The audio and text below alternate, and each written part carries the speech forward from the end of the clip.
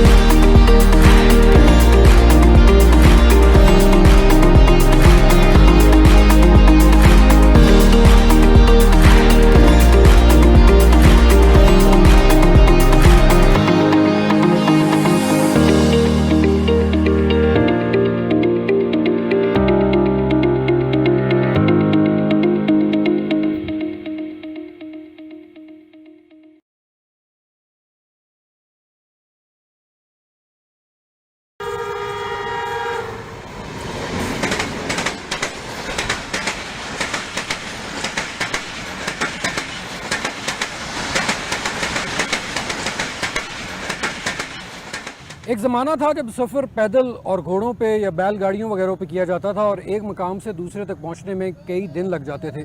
اس کے بعد پھر ریل آئی اور اس سفر کے دورانیے میں خاطر خواہ کمی ہوئی۔ اس کے بعد جو دنیا ترقی کرتی گئی، ریل ترقی کرتی گئی، اس سفر کے دورانیے میں مزید کمی آتی گئی۔ دنیا میں کئی مقاموں پر ریل جو ہے وہ 300 یا 400 کلومیٹر فی گھنٹہ کی رفتار سے بھی چلتی ہے۔ پاکستان میں ریل کا نظام اب بھی انہی 100 سال پرانی پٹڑیوں پر چل رہا ہے۔ ایک چھوٹا سا ٹکڑا مردان ٹو چارسدہ پاکستان کے انڈیپینڈنس کے بعد بنا، اور ایک ٹکڑا ہے وہ کشمور لائن ہے جو ڈی جی خان کو اور آگے جیکو آباد کو کنیکٹ کرتی ہے، یہ ہم نے پاکستان نے بنایا. اس کے علاوہ وی ہیو ناٹ ڈن مچ. آپ یہ کہہ سکتے ہیں کہ ٹریک ہم نے مینٹین کیا ہے جو ہمیں انگریز دے کے گیا تھا، اس کو سیفٹی کے لحاظ سے چلتے رہے، لیکن اس کی زیادہ سپیڈ نہیں بڑھا سکے ہم. کہیں پہ 110 ہے، کہیں 65 بھی ہے. ایسی جگہ ہیں جہاں پہ پرماننٹلی ٹرین 15 کلومیٹر پہ بھی آ جاتی ہے. ریل کے نیچے سلیپر ہیں، بیلسٹ ہے، اس کے نیچے جو بینک بنا ہوا ہے ارتھ ورک جیسے روڈ کا ہوتا ہے وہ بہت پرانا ہے. سپیڈ اس وقت 40-50 مائل تھی، کلومیٹر میں بھی اتنی تھوڑی بن جائے گی، 60 بن جائے گی. اب ہم 105 پہ چلا رہے ہیں گاڑی اس وقت، 95 بھی ہے، 105 بھی ہے. اس سپیڈ کے لیے وہ ڈیزائن بھی نہیں تھا. اس وقت جو ورسٹ ٹریک ہے ہمارا وہ ہے سکھر ڈویژن کا ٹریک ہے. وہ آپ سمجھ لیں کہ ٹڈو آدم سے لے کر آگے نواب شاہ ہے، آگے روڑی ہے، آگے خانپور ہے. اس ایریا میں جو ٹریک ہے اس کی حالت خاصی ہی خراب ہے، اور وہ زیادہ دیر چلنے کے قابل نہیں ہے انٹل انلیس کہ ہم اس کو ٹوٹلی ریپلیس نہ کریں. جو tracks between Rawalpindi and Lala Musa and Rawalpindi Peshawar, یہ مین لائن تو ہے لیکن یہ کنڈیشن کوئی اچھی نہیں ہے، پیتھیٹک ہے. لاہور کے مرکزی ریلوے اسٹیشن کا یہ پل کئی دہائیوں پرانا ہے. یہاں کے مقامی لوگ کہتے ہیں یہ انگریز کے دور کا بنا ہے، یعنی تقسیم سے بھی پہلے کا یہ پل بنا ہے. ریلویز اس پل کی وجہ سے پریشان نہیں ہے، وہ ان پلوں کی وجہ سے پریشان ہے جو ان ریلوے ٹریکس کے راستے میں آتے ہیں. یہ پل دریاؤں پر، ندی نالوں پر قائم ہے اور کئی دہائیوں سے قائم ہے، بہت پرانے ہو چکے ہیں. ان پر سے ریل کو گزارنا اب مشکل ہوتا جا رہا ہے. پلوں کی تعمیر کے ساتھ ساتھ جو پٹڑی ہے وہ کئی مقامات پر بل بھی کھاتی ہے. جب یہ پروجیکٹ اب ایکنک نے اپروو کیا ہے تو ہم اسے ایک گیم چینجر پروجیکٹ کے طور پر دیکھ رہے ہیں ریجن کے اوپر. یہ 1872 کلومیٹر لمبی لائن ہے کہ جو کراچی سے لے کر پشاور تک کنیکٹ کرتی ہے پورے پاکستان کو. اس کے درمیان میں سارے بڑے اسٹیشنز، یہ سب بڑے شہر اسے لگتے ہیں.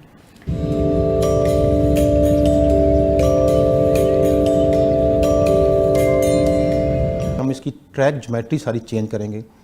آلموسٹ آل برجز وہ ہم ریکنسٹرکٹ کریں گے. جو امبینکمنٹ بنا ہوا ہے، ارتھ ورک ہوا ہوا ہے، اس میں اس وقت وہ انگریڈینٹ ڈالے ہی نہیں گئے کیونکہ اس وقت وہ تھا نہیں. اس کو ہم نکالیں گے، مٹی کو، ساری مٹی کو ریپلیس کریں گے. آبویسلی اس کی ریلز ہیں، سلیپرز ہیں، وہ ساری چینج ہو جائیں گی. اور یہ تھرو آؤٹ ویلڈ ہوگا. ابھی آپ جو گاڑی چلتی ہے تو آپ کو ایک شور، ٹھک ٹھک کا شور آتا ہے، تو ہوپ فلی اس ML1 کے بعد وہ ساؤنڈ لیس ہو جاتا ہے. اراؤنڈ 665 لیول کراسنگ ہے. تو تمام کے تمام لیول کراسنگ کو ہم پرائمریلی انڈر پاسز میں کنورٹ کر دیں گے. پھر فینسنگ آئے گی اس میں.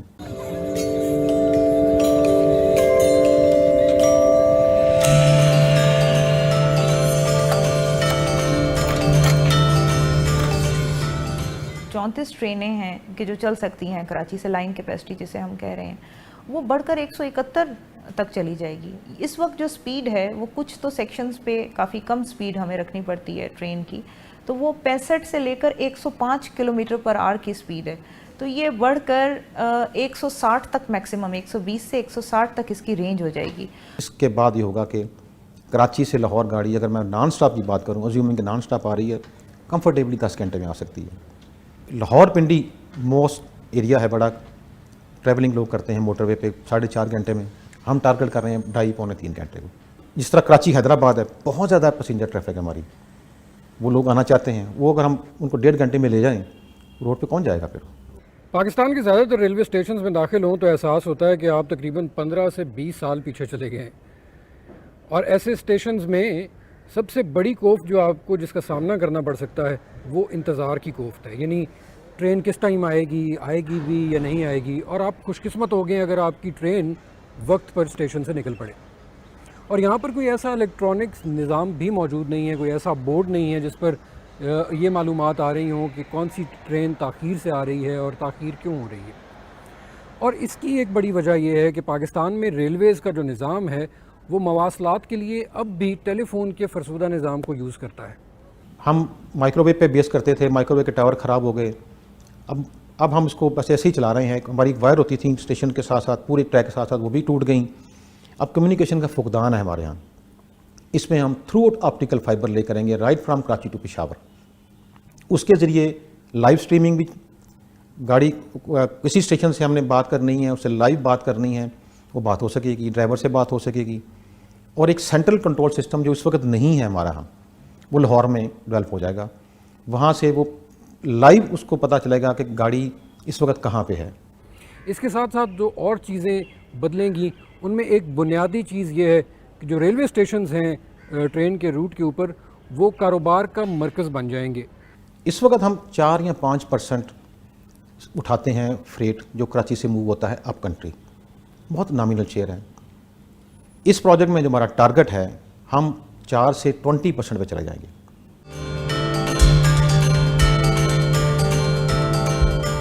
اگر ہم کراچی سے پشاور تک پراپر ٹریک پہ آ گئے ہیں، اچھی گاڑی چل رہی ہے، تو پشاور سے آگے لنکیج، تو پھر ٹرین پوری چلی جائے گی آگے.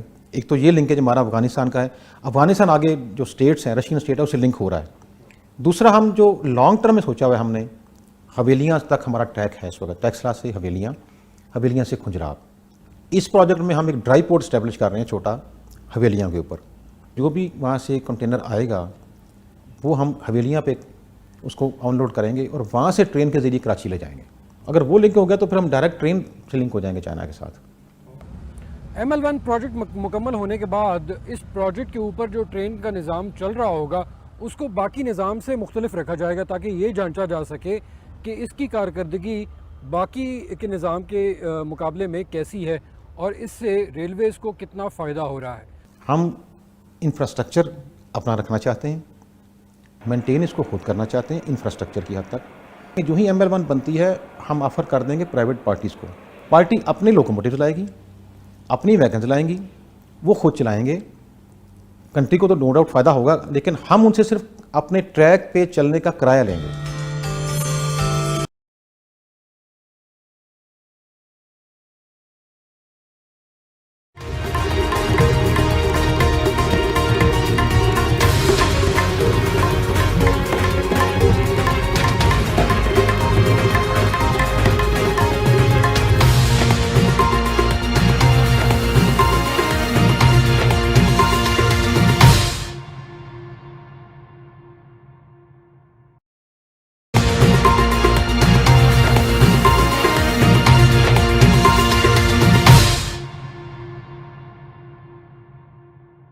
Welcome back. خبرنامے کا باقاعدہ آغاز کرتے چلیں اور آپ کو بتاتے چلیں کہ سراج منیر صلی اللہ علیہ وسلم کانفرنس کے انعقاد میں قاری یاسین بلوچ صاحب نے صلح رحمی کا درس دیا. رینالہ خرد کے نواحی گاؤں 5 بنیل میں دوسری سالانہ سیرت سراج منیر صلی اللہ علیہ وسلم کانفرنس کا انعقاد کیا گیا، جس کی صدارت قاری زبیر مجاہد نے کی. کانفرنس میں سینکڑوں لوگوں نے شرکت کی، جس میں قاری محمد یاسین بلوچ نے خصوصی خطاب کرتے ہوئے کہا، دین اسلام صلح رحمی کا درس دیتا ہے. عید کے موقع پر اپنے روٹھے ہوئے بہن بھائیوں اور دوست احباب کو منانے میں پہل کریں. اور ان کا مزید کہنا تھا کہ رسول صلی اللہ علیہ وسلم کا فرمان ہے، رشتہ داروں کے آگے جھک جایا کرو. قرآن بھی ہمیں صلح رحمی کا درس دیتا ہے. آخر میں ملک پاکستان کے لیے خصوصی دعائیں بھی کی گئی. بدوگی پولیس کی بین الاضلاعی ڈکیت گینگ کے خلاف کامیاب کارروائیاں. پولیس نے کارروائی کرتے ہوئے گینگ کے سرغنہ سمیت 3 کارندوں کو گرفتار کر لیا. ڈسٹرکٹ پولیس آفیسر صہیب اشرف کی خصوصی ہدایت پر بین الاضلاعی ڈکیت گینگ کے خلاف کامیاب کارروائی کی گئی. تھانہ سرائے مغل پولیس نے پیشہ ورانہ مہارت سے ڈکیت گینگ کے سرغنہ احمد عرف صدی سمیت اس کے 3 ساتھیوں کو گرفتار کر لیا ہے. پولیس نے ڈکیت گینگ کے قبضہ سے دوران واردات چھینا گیا مال مسروقہ، جن میں 9 عدد موٹر سائیکل، 1 عدد ٹریکٹر، 3 لاکھ روپے نقدی اور بھاری مقدار میں اسلحہ برآمد کر لیا گیا. D S P circle Pattoki Sikandar Mahmood کے مطابق ڈکیت گینگ کے ارکان قصور پولیس سمیت مختلف اضلاع کی پولیس کو بھی درجنوں سنگین نوعیت کے مقدمات میں مطلوب تھے. ڈکیت گینگ کے گرفتار ملزمان سے مزید تفتیش جاری ہے. دوسری جانب کامیاب کارروائی ہونے پر ایس ایچ او سرائے مغل شفقت جاوید اور ان کی پوری ٹیم کے ڈی پی او قصور صہیب اشرف نے نقد انعامات اور تعریفی سرٹیفکیٹ دینے کا بھی اعلان کیا ہے. پتوکی میں لیسکو کی مجرمانہ لاپرواہی، خراب ٹرانسفارمر درست نہ ہو سکا. نواحی گاؤں گگا چک نمبر 29 میں عید کا دن بھی لوگوں نے بغیر بجلی کے گزارا. اہل علاقہ ٹرانسفارمر جو کہ پچھلے ایک ہفتے پہلے خراب ہو گیا تھا جو ابھی تک درستگی کے لیے نہ اتارا جا سکا، علاقے میں کئی روز سے بجلی نہ ہونے کی وجہ لوگ نقل مکانی پر مجبور ہو کر اپنے عزیز و اقارب کے گھروں کا رخ کر رہے ہیں، جبکہ علاقے میں گھریلو اور کاروباری سرگرمیاں شدید متاثر ہیں۔ شدید گرمی میں بجلی عدم فراہمی اور خراب ٹرانسفارمر درست نہ ہونے کی وجہ سے وابڈا والوں کے خلاف علاقہ کے مکینوں نے شدید احتجاج کرتے ہوئے بتایا کہ پچھلے ایک ہفتہ سے ٹرانسفارمر خراب ہے۔ علاقہ مکینوں نے لیسکو چیف سے نوٹس لے کر متاثرہ علاقہ مکینوں کو بجلی کی فراہمی یقینی بنانے کا پرزور مطالبہ کیا ہے۔ رینالہ خورد میں عید کے موقع پر فائنل کبڈی میچ منعقد ہوا۔ کبڈی میچ میں 5 1AL اور 4 KM کی ٹیم مد مقابل تھی۔ رینالہ خورد میں عید کے موقع پر فائنل کبڈی میچ کھیلا گیا۔ کبڈی میچ کے حوالے سے ہمارے نمائندے چودھری اویس صاحب کو بتا رہے ہیں۔ جی اویس بتائیے گا۔ جی پلٹ کر جپٹنا، جپٹ کر پلٹنا، لہو گرم رکھنے کا ہے ایک بہانہ۔ رینالہ خورد کے نواحی گاؤں 5 1AL میں عید کے موقع پر فائنل کبڈی میچ کا انعقاد کیا گیا، جس میں 5 1AL اور 4 KM کے کھلاڑی میدان میں اترے۔ کھلاڑی میدان میں اترتے ہی پنڈال میں بیٹھے تماشائیوں نے بھرپور تالیوں کے ساتھ ان کا پرجوش استقبال کیا۔ کیپٹن واحد اکبر اور کیپٹن کاشف علی کی ٹیموں نے شرکت کی۔ میچ شروع ہوتے ہی پوائنٹ سکور کرنے والے کھلاڑیوں کو مہمان خصوصی رانا طاہر اقبال کی طرف سے انعامات کے طور پر پیسے ملتے رہے۔ شائقینوں نے بھی اپنے اپنے پسند کے کھلاڑیوں کو خوب داد دی اور بڑکے مارتے رہے۔ کانٹے دار مقابلے کے بعد 4 KM کی ٹیم نے جیت اپنے نام کی۔ اختتام پر مہمان خصوصی رانا طاہر اقبال، رانا بلال عرف بلو اور رانا شاہد نے جیتنے والی ٹیم کو انعامات سے نوازا اور بہترین انتظام کرنے پر رانا احسن ایاز، کوچ عاشق علی، چاچا تصور علی، یاسین عدنان اور عابد عرف پپو کا شکریہ ادا کیا۔ جی رینالہ خورد MPA جگنو محسن کے والد سید محسن کروانی 91 برس کی عمر میں اس جہان فانی سے کوچ کر گئے۔ نماز جنازہ ان کے مقامی قصبہ شیر گڑھ میں ادا کی گئی۔ نماز جنازہ میں deputy commissioner Okara, DPO Okara, MPA Rao Muhammad Ajmal Khan Rai, Pir Syed Gulzar Hasnain Shah رہنما PTI، ندیم عباس کرل اور MNA چودھری جاوید علاؤالدین، میاں منیر MPA سمیت علاقے بھر کی سیاسی اور سماجی شخصیات سمیت سینکڑوں افراد نے شرکت کی۔ جنازے کے موقع پر شیرگڑھ کے بازار سوگ میں بند کیے گئے۔ نماز جنازہ کے مرحوم کی مغفرت کے لیے دعا بھی کی گئی اور پولیس کی جانب سے سیکیورٹی کے سخت انتظامات بھی کیے گئے۔ عید کے روز آتش زدگی سے کدو پاور پلانٹ مکمل طور پر جل گیا، جس سے قومی خزانے کو 15 ارب روپے کا نقصان ہو گیا۔ ذرائع کا بتانا ہے کہ عید کی رات کدو پاور پلانٹ میں آگ لگنے سے 747 میگا واٹ بجلی سسٹم نکل گئی اور آگ سے قومی خزانے کو 15 ارب روپے کا نقصان ہوا۔ ذرائع کا کہنا ہے کہ آتش زدگی سے کدو پاور پلانٹ مکمل طور پر جل گیا، جس کی بحالی میں کئی ماہ لگ سکتے ہیں۔ ذرائع کے مطابق کدو پاور پلانٹ میں آگ بجھانے کے آلات نہیں تھے اور پاور پلانٹ میں آتش زدگی کے وقت عملہ ڈیوٹی پر موجود نہیں تھا۔ چیف انجینئر کی سربراہی میں 4 رکنی ٹیم نے واقعے کی تحقیقات شروع کر دی ہیں۔ سینئر انجینئر کدو پاور پلانٹ کا کہنا ہے کہ طوفانی بارش سے جنریٹر میں پانی چلا گیا، یہ اتفاقی حادثہ تھا، تاہم واقعے کی چھان بین کر رہے ہیں۔ ان کا مزید کہنا تھا کہ پاور پلانٹ بحال ہونے میں 1 ماہ کا وقت لگے گا۔ نقصان اتنا نہیں ہوا جتنا بتایا جا رہا ہے، واقعے کے ذمہ داران کا تعین بھی کیا جائے گا۔ کراچی میں ہل پارک کے قریب لگے ہوٹل میں آگ پر قابو پا لیا گیا۔ ریسٹورنٹ میں آگ ہل پارک کے قریب واقع عمارت کے گراؤنڈ فلور پر موجود ریسٹورنٹ میں لگی۔ واقعے کی اطلاع ملتے ہی فائر بریگیڈ کی گاڑیاں موقع پر پہنچ گئی اور آگ بجھانے کی کوششیں شروع کر دی۔ فائر بریگیڈ حکام نے بتایا کہ آگ بجھانے کے عمل میں 3 فائر بریگیڈز نے حصہ لیا، جبکہ آتش زدگی سے عمارت میں دھواں بھر گیا اور رہائشیوں کو عمارت سے باہر نکلنا مشکل ہو گیا۔ فائر بریگیڈ حکام کے مطابق ریسٹورنٹ میں لگنے والی آگ پر قابو پا لیا گیا اور اب کولنگ کا عمل جاری ہے۔ عالمی مارکیٹ میں تیل کی قیمت میں کمی کی وجہ سے ملک میں تیل کی قیمت 10 روپے فی لیٹر تک کمی کا امکان ظاہر کیا جا رہا ہے۔ پیٹرولیم ڈویژن کے ذرائع کے مطابق پیٹرول کی قیمت 10 روپے اور ڈیزل کی قیمت 25 روپے فی لیٹر تک کمی کی جا سکتی ہے۔ ذرائع کا کہنا ہے کہ پیٹرولیم مصنوعات کی قیمتوں میں فوری کمی کے لیے وفاقی کابینہ کی منظوری درکار ہوگی۔ کابینہ کی منظوری کے بغیر 16 جولائی سے قبل قیمتوں میں کمی نہیں کی جا سکتی۔ ذرائع کا یہ بھی بتانا ہے کہ وفاقی کابینہ نے 15 روز کی بنیاد پر پیٹرولیم مصنوعات کی قیمتوں میں رد و بدل کی منظوری دے رکھی ہے۔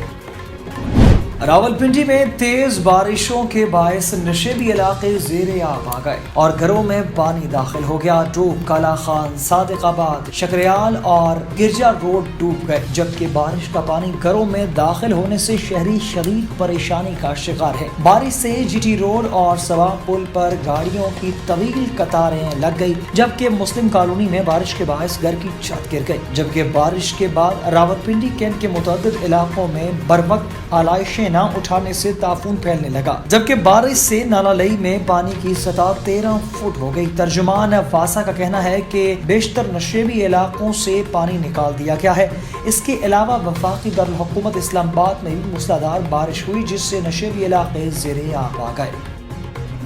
کراچی لیاری میں 4 منزلہ عمارت گرنے سے ایک شخص جاں بحق ہو گیا۔ پولیس کے مطابق واقعہ لیاری کے علاقے نیا آباد میں پیش آیا، جہاں 4 منزلہ عمارت خستہ حالی کے باعث خالی تھی، جبکہ عمارت کی گیلری کا کچھ حصہ 2 روز قبل بارش کے دوران گرا تھا۔ پولیس کا بتانا ہے کہ عمارت گرنے سے اس کے ملبے تلے دب کر ایک رکشہ بھی تباہ ہو گیا، جبکہ حادثے میں جاں بحق ہونے والے شخص کی شناخت شاہد کے نام سے ہوئی ہے۔ دوسری جانب چیف سیکرٹری سندھ سہیل راجپوت نے عمارت گرنے کا نوٹس دے لیا۔ ڈی سی ساؤتھ کو جائے حادثہ کا دورہ کرنے کی ہدایت بھی کی گئی۔ چیف سیکرٹری نے واقعے پر سندھ بلڈنگ کنٹرول اتھارٹی سے بھی رپورٹ طلب کر لی اور ایس وی سی اے کو خطرناک عمارتیں خالی کرانے کی بھی ہدایت کر دی۔ نیوز اسٹوڈیو سے فی الوقت کے لیے اتنا ہی۔ مزید خبروں اور اپڈیٹس کے لیے دیکھتے رہیے نیوز آئے۔ اللہ حافظ۔